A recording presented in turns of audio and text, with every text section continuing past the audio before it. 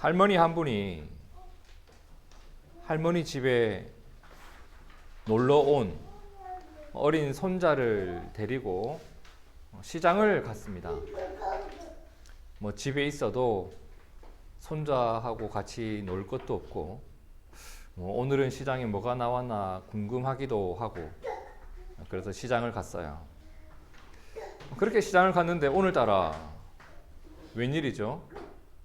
과일과 채소들이 너무 싸고 싱싱한 거예요. 그래서 이것저것 좀 샀습니다. 오이도 좀 사고, 사과도 좀 사고, 감도 좀 사고, 그리고 손자가 잘 먹는 그 옥수수 찐빵 있죠.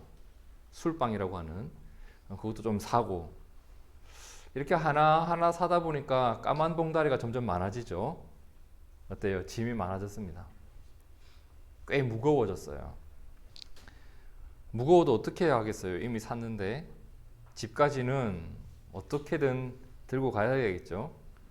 팔이 아파도 한 손에는 그 까만 봉다리 다 짐을 들고, 또 한 손에는 손자 손 꼭 잡고 집으로 가고 있었어요. 그런데 문제가 생긴 거예요. 이놈 손자가 갑자기 다리가 아프다면서 할머니 업어줘 이런 거예요. 업어줘. 그것도 완전 쌩 때를 쓰면서 울고 불고 그냥 주저앉아 버렸어요. 평소에는 손자를 업어주는 게 뭐가 문제가 되겠어요? 별로 문제가 되지 않았어요. 애가 졸려하면 늘 업어서 재웠고, 가끔 자기 집에 데려다 줄 때에도 업어서 데려다 주기도 했거든요. 근데 지금은 어때요? 지금은 난감하고 어려운 일이 되었어요. 왜? 짐이 있거든요. 상황이 다르단 말이에요. 내 손에 짐이 없을 때는 얼마든지 업어줄 수 있죠. 지금은 아니에요.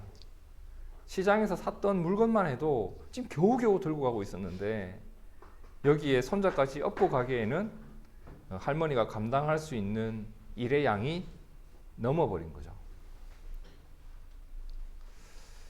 여러분, 우리의 몸이 이렇듯이 우리의 머릿속도 그렇지 않을까요? 머릿속. 우리의 마음도 그렇지 않을까라는 부분입니다. 여러분, 내 생각 속에 짐이 담겨 있으면, 내 생각 속에 이 근심, 저 걱정, 저 근심, 이 걱정 계속 쌓아두면요, 그 머리가 얼마나 무겁겠어요. 그리고 내 마음이 내 주변에서 일어나는 이런저런 일들 때문에 지쳐 있을 수가 있잖아요. 사람이 마라톤을 하고 나서 청소하는 게 편할까? 집에서 누워 있다가 청소하는 게 편할까요? 내 마음도 지쳐 있으면 피곤하단 말이에요. 이런 상태가 되면, 내 머릿속에 생각이 많고 내 마음이 지쳐 있으면 아무리 가벼운 일이라도 뭔가가 자꾸 더해지면 받아들이기가 힘들어져요. 분명 평소에는 아무 일도 아니었어요. 근데 내 마음이 지쳐 있으면요, 조금만 화나는 일이 생겨도 화가 크게 납니다. 그 조금만 번거로운 일이 생겨도 필요 이상의 반응이 나오기도 하고, 아니면 그냥 주저앉아 버리고 싶어요. 그렇죠?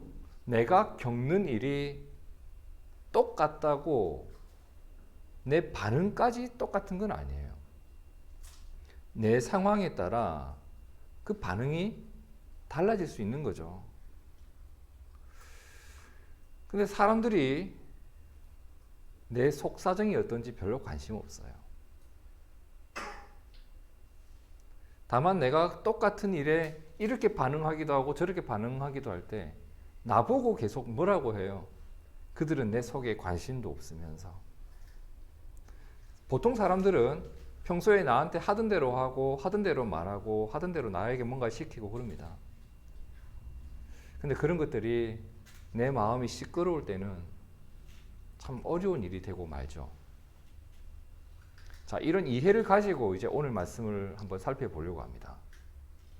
오늘 말씀을 보면 한 여인이 나와요. 근데 이 여인의 모습을 보면 일반적이지 않은 참 독특한 모습들이 몇 가지 발견이 돼요. 나중에 나오겠지만 이러한 독특한 모습들이 나타나는 이유가 있어요. 그 이유가 뭐였냐면 마음에 너무 무거운 삶의 짐이 있었단 말이에요.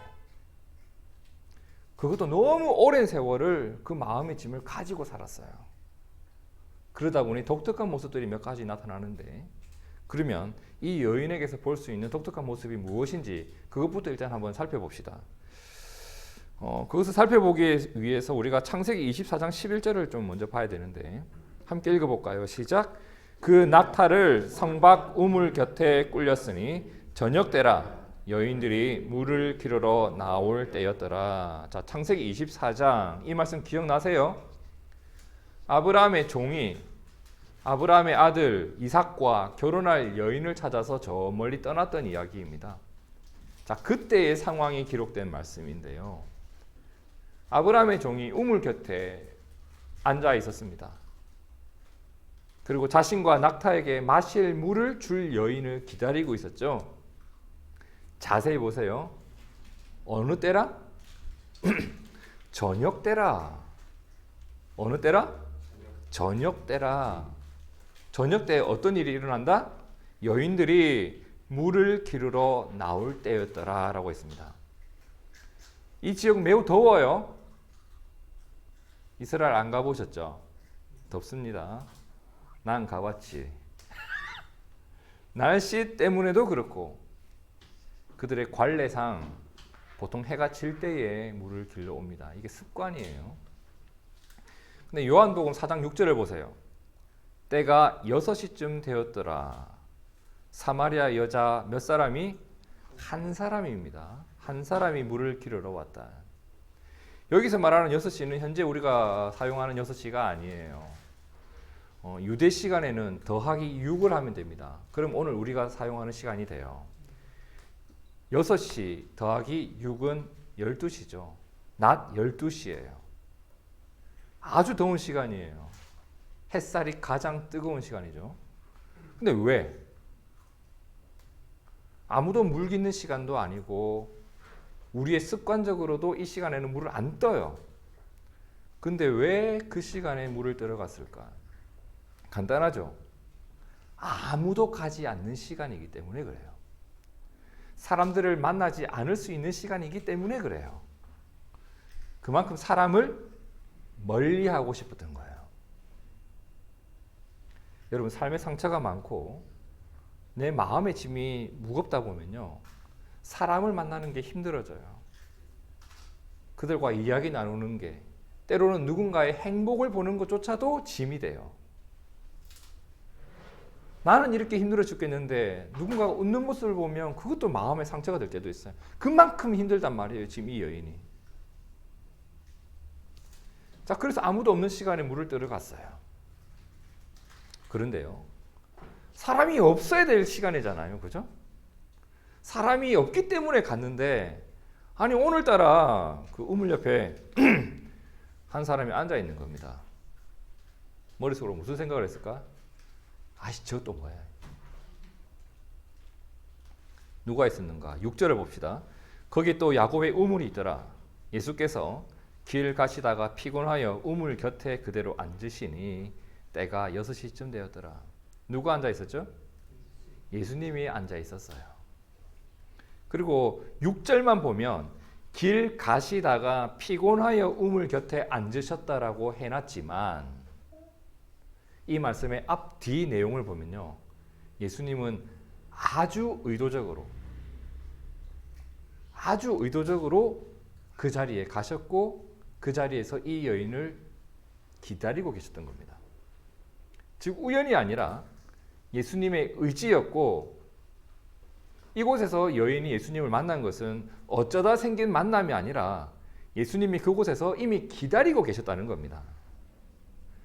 근데 이 여인은 왜 이 시간에 물 뜨러 왔다?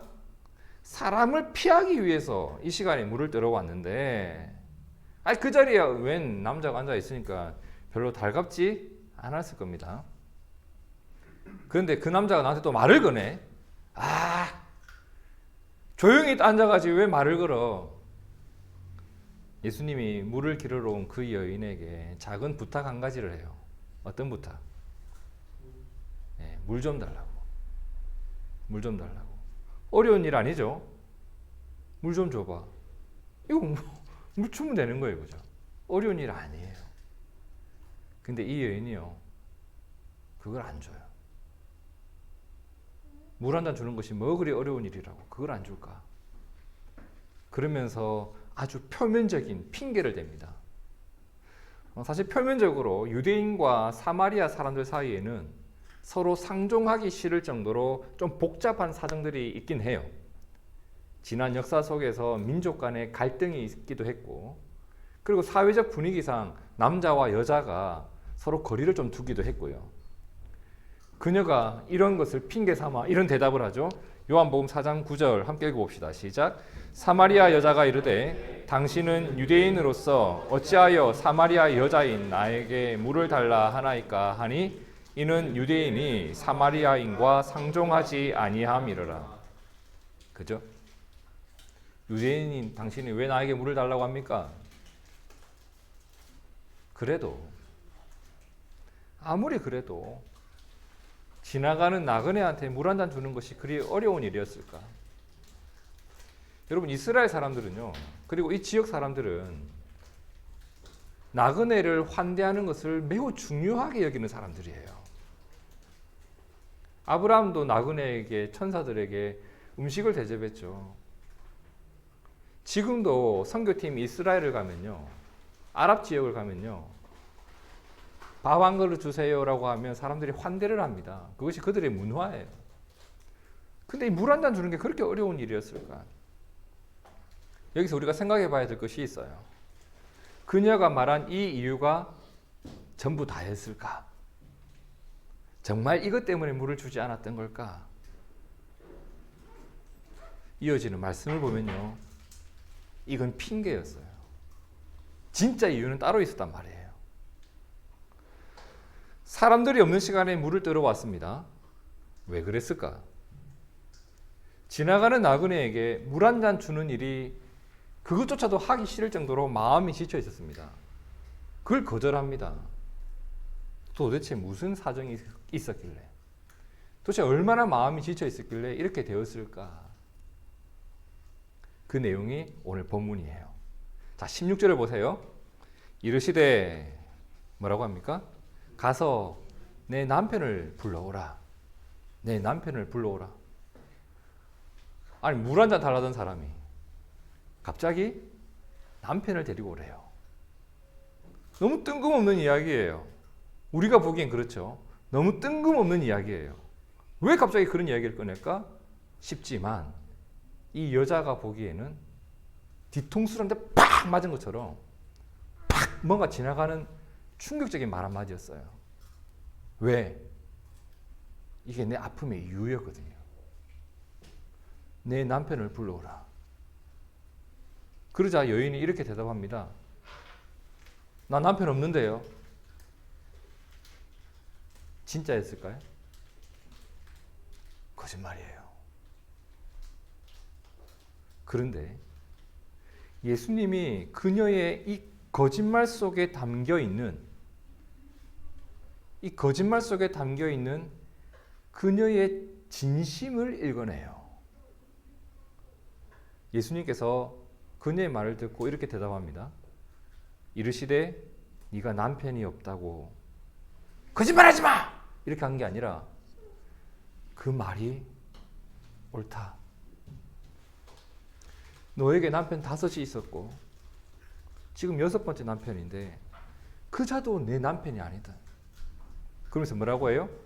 네 말이 참되다. 거짓말을 했는데 거짓말이라 하지 않고 너의 그 마음을 내가 알겠다. 너 말이 참되다. 이 내용이 그 누구에게도 말하기 싫고 모르는 누군가에게 들키기 싫고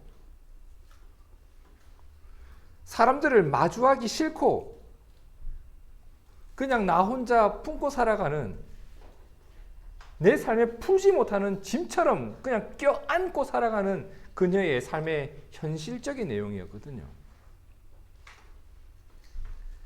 근데 이것 때문에 내 인생은 완전 실패한 것 같고 이번 생은 망쳤다라고 말하고 싶고 더 나아가 완전히 망가진 채 다시 회복하지 못하는 내 인생이 되어버린 것 같고 이러한 사실을 아는 사람들은 나를 이해해주는 사람이 있기보다 핀잔을 주고 그때 왜 그랬냐? 내가 그때 말했지. 걔 만나지 말라고 얘기했지. 쓸데없는 충고나 하고 정죄를 하기도 하고 사람들의 말을 들으면 들을수록 마음은 더 심란해지고 후회는 깊어져 가고 이대로 어떻게 살아야 되나? 소망은 보이지 않고 절망은 깊어져 가고 이런 모든 것들이 뒷범벅이 되어가지고 이 마음이 회복이 안 되는 거예요. 무엇 때문에? 이러한 내 삶의 일들 때문에. 그게 내 마음의 짐이 되어버린 거예요. 사람들을 피하고 싶은 원인이 되었습니다. 그리고 다른 사람에게 물 한 잔 주는 이 가벼운 일조차도 어려운 일이 되어버릴 정도로 사람들이 싫어진 그녀의 삶, 이 피폐해진 마음, 오늘 예수님이 그녀를 만나고 있습니다. 근데 신비한 일 아니겠어요? 이 남자가 나를 어떻게 알지? 어떻게 알고 온 거야? 그럼 영화 속에서는 보통 이러잖아요. 너 누구니? 너 누구니? 이 여자도 놀랐을 거예요. 뭐지? 이 사람 뭐지? 왜 나를 알고 있지? 그리고 이 사람은 다른 사람하고 달라요. 너 왜 그렇게 살았냐? 한 번뿐인 인생을 왜 그렇게 살았냐라고 말하지도 않아요. 뭐라고 하냐면 지금 있는 자도 내 남편이 아니니 네 말이 맞다. 처음 본 남자가요. 나를 알고 있고 내 마음을 이해해주고 있는 거예요. 이 남자의 정체가 되게 궁금했겠죠. 근데 그 남자의 정체를 물어보기도 전에 예수님과 이 짧은 대화를 나누는 중에 기대하지 못했던, 생각하지도 못했던 일이 일어나기 시작해요. 그게 뭐였냐면 아주 오랜 세월 내 인생을 괴롭혀 오던 보이지 않는 이 마음의 짐을 내려놓기 시작해요. 여러분, 이게 쉬운 일 같지만 생각보다 쉽게 일어나지 않는 일이에요. 내 마음속의 짐을 내려놓는다는 것, 이게 여러분 해봐서 알잖아요. 그 편하게 생각해. 옆에서 누가 그렇게 말한다고 편하게 생각이 되나요? 안 된다고요. 그냥 짐이라고요. 근데 그걸 내려놓기 시작해요. 그리고 지난날의 내 삶의 상처들이 오늘의 내 삶을 상처내지 않고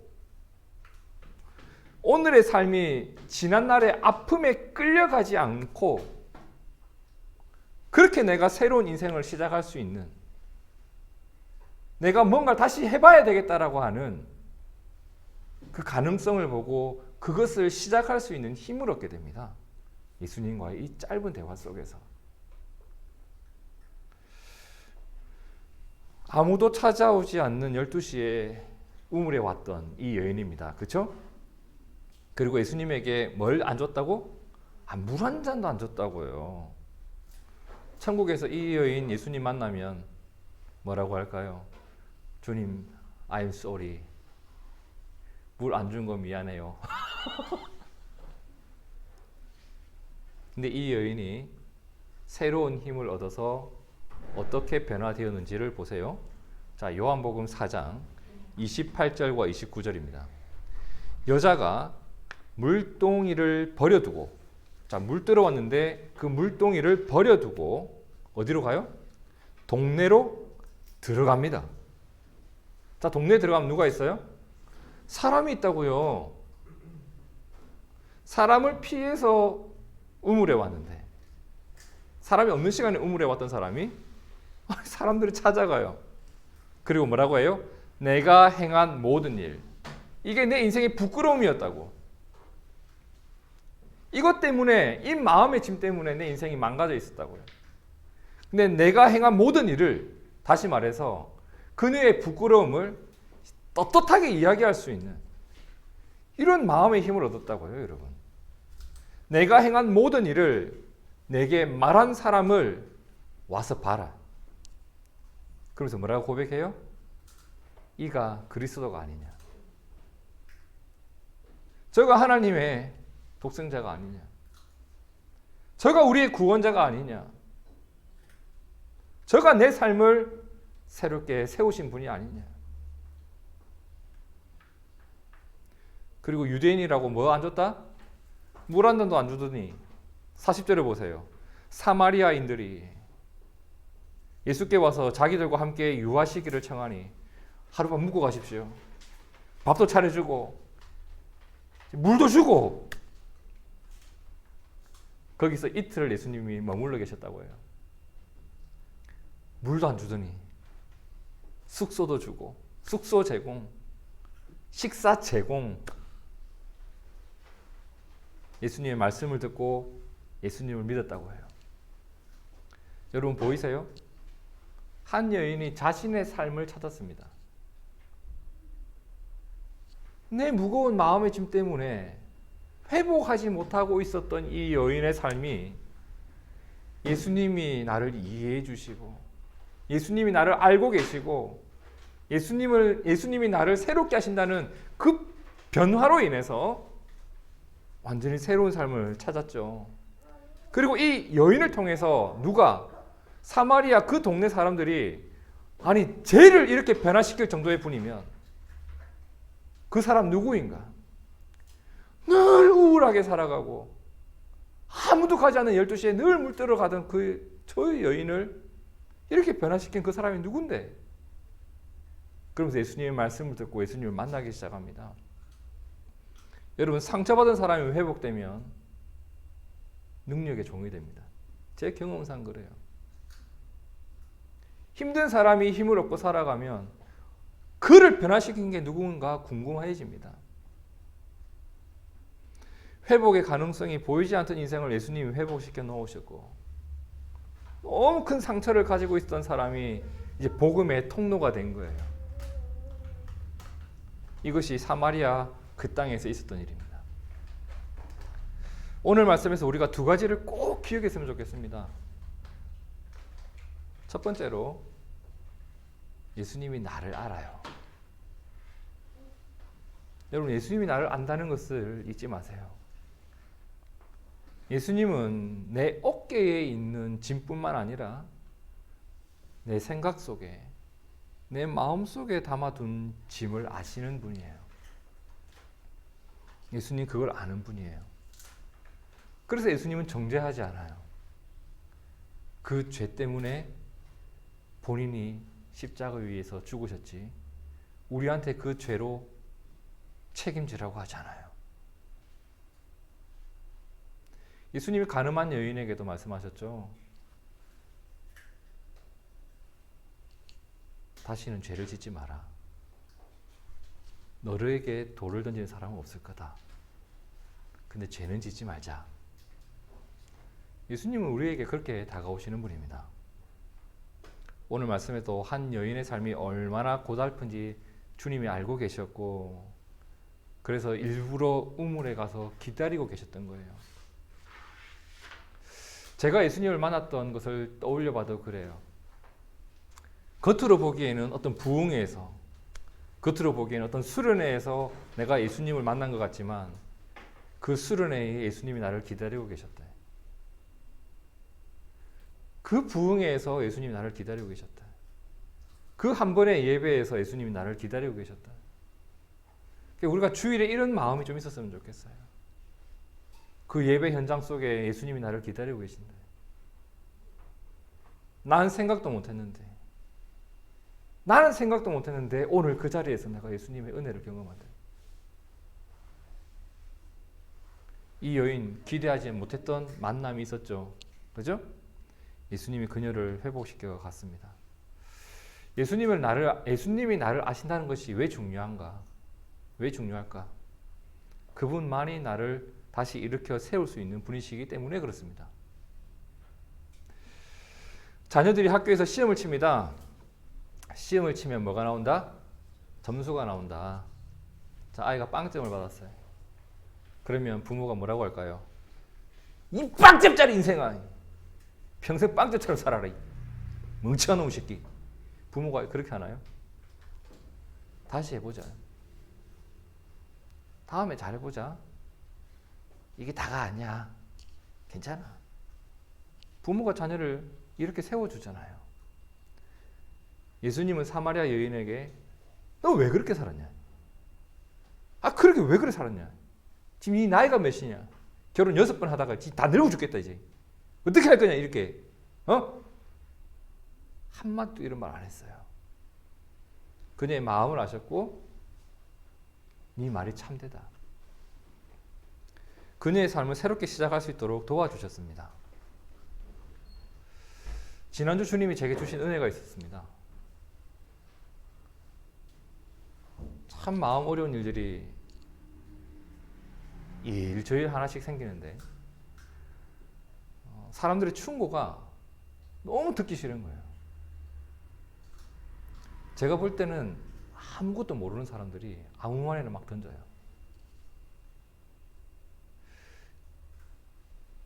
참 희한하죠.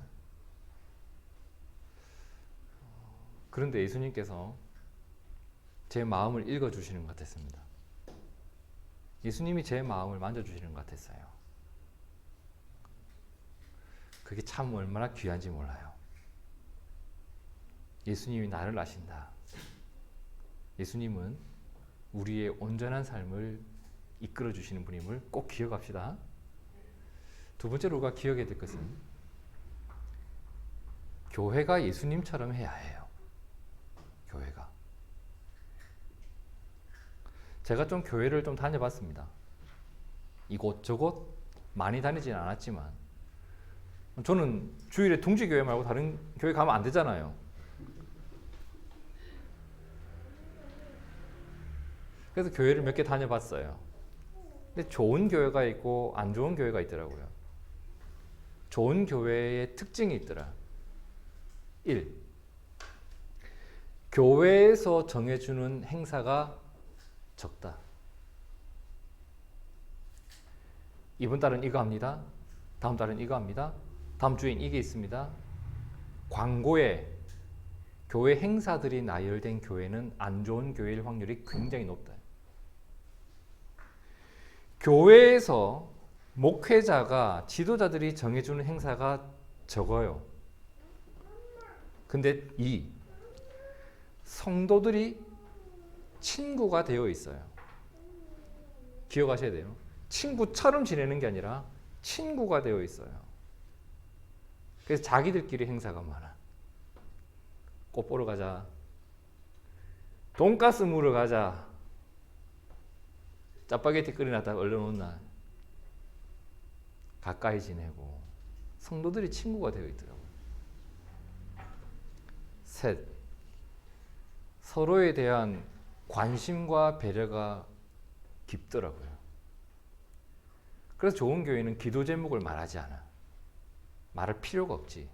왜? 아니까. 성도들이 거리가 멀어지면 기도 제목 주세요 이렇게 말해요. 기도 제목을 달라는 것은 그 사람의 기도할 제목을 모른다는 거지. 서로 소통이 없다는 것이고 서로 이야기를 나눠본 적이 없다는 거예요. 여러분 제 기도 제목 아세요?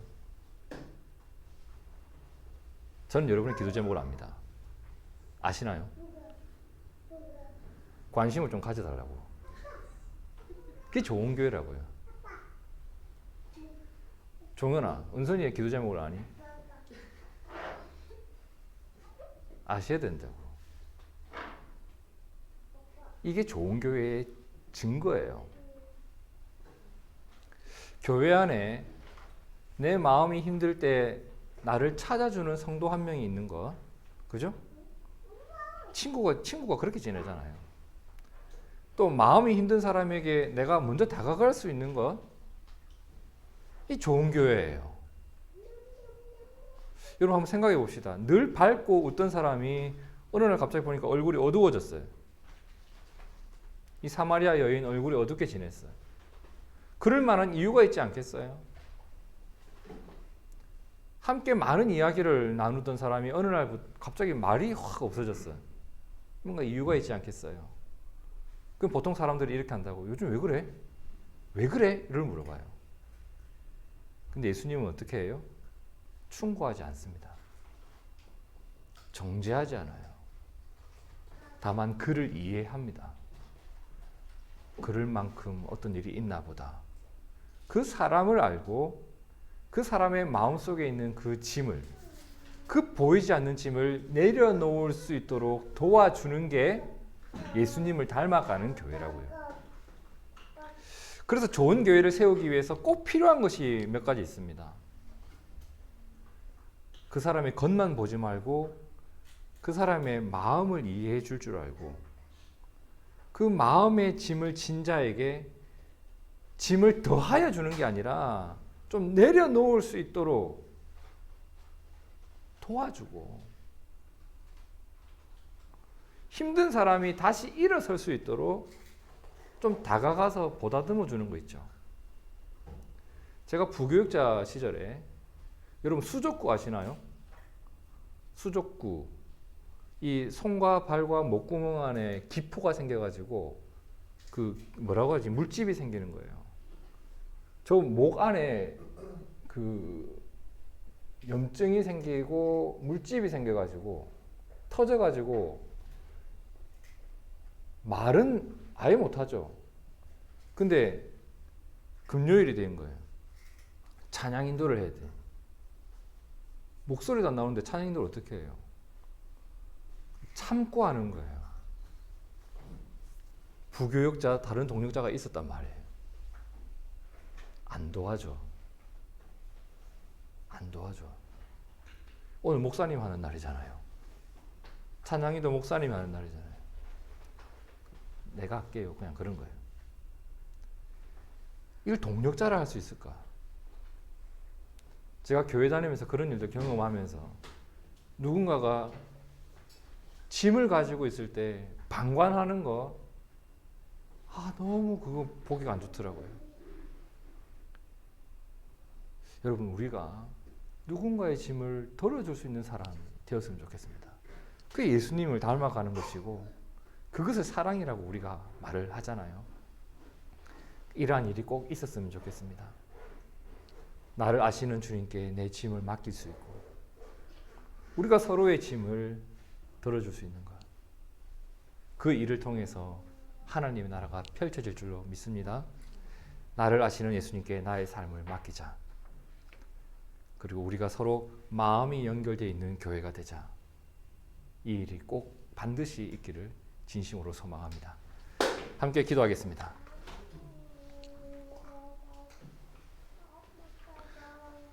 한 여인의 평생의 마음의 짐이었던 그녀의 인생을 그 아픔에 끌려가고 있는 인생을 주님은 아셨고 주님이 그 삶을 보다듬어 주셨습니다. 하나님 오늘 우리 가운데에도 보이지 않는 그 마음의 짐 때문에 무겁게 살아가는 인생이 있고 그 짐으로 인하여 내가 살아야 할 발걸음을 내딛지 못하고 있는 인생이 있습니다. 주님 우리를 찾아와 주십시오. 예배 가운데 주님을 만나고 기도 가운데 주님을 만나고 찬양 가운데 주님의 사랑을 누리는 우리가 되도록 주님이 도와주시옵소서. 나의 귀에 들려오는 찬양 소리를 통하여 주님을 만나고 나를 위하여 기도하는 누군가의 기도를 통하여 내가 주님을 만나고 내 입술로 주님 도와달라는 말을 내뱉을 때 나를 도우시는 주님의 역사를 통해 주님을 만나고 또 누군가에게 주님처럼 다가가 줄 수 있고 그러한 일들이 우리 안에 넘치게 하여 주시옵소서. 우리가 좋은 교회가 되기 위하여 주님을 닮아가고 서로의 마음의 짐을 함께 짊어질 수 있는 우리가 되게 도와주옵소서. 그렇게 교회를 세워가고 그렇게 교회를 이루어가게 도와주옵소서. 우리를 아시는 주님께 내 마음의 짐을 내려놓을 수 있는 믿음이 있게 도와주시고 그 믿음을 통하여 내가 주님으로 인해 새로운 그리고 힘 있는 인생을 살아갈 수 있도록 주님 우리를 붙들어 주옵소서. 오늘도 주님께 감사하고 살아계신 예수님 이름으로 기도드립니다. 아멘, 아멘, 아멘.